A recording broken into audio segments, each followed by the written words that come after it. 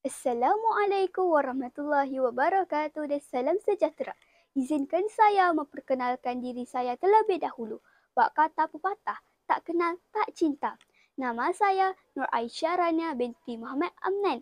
Umur saya 11 tahun. Saya belajar di Sekolah Kebangsaan Teluk Kuala Garang yang terletak di Kuala Langat, Selangor.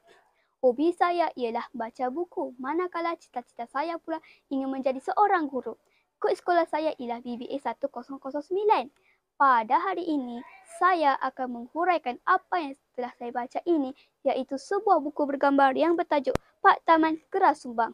Kerang Subang ini bermaksud orang yang tidak suka bergaul dengan orang lain.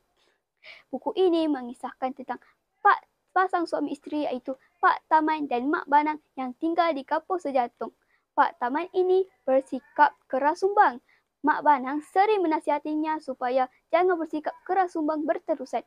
Pak Taman degil. Pak Taman bersikap degil. Mak Banang juga berasa susah hati kerana Pak Taman tidak mendengar katanya. Pada suatu hari, Pak Taman sedang mengambil madu lebah di dalam sarang lebah. Tiba-tiba, lebah keluar dari sarangnya lalu sengat Pak Taman. Pak Taman berasa sakit kerana disengat oleh lebah. Pak Taman pulang ke rumah dengan perasaan dengan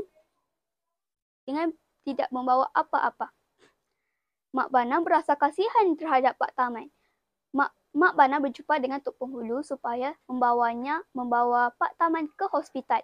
Tok Penghulu bersetuju untuk membawa Pak Taman ke hospital.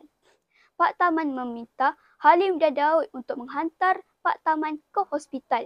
Pak Taman berasa menyesal kerana selama ini dia bersikap keras sumbang. Kawan-kawan, janganlah kita bersikap keras sumbang. Kita haruslah bersikap beramah mesra dan mengambil tahu hal orang lain. Bak kata pepatah, berkawan biarlah 1000, bermusuh biarlah 1. Sekian itu sahaja daripada saya. Terima kasih.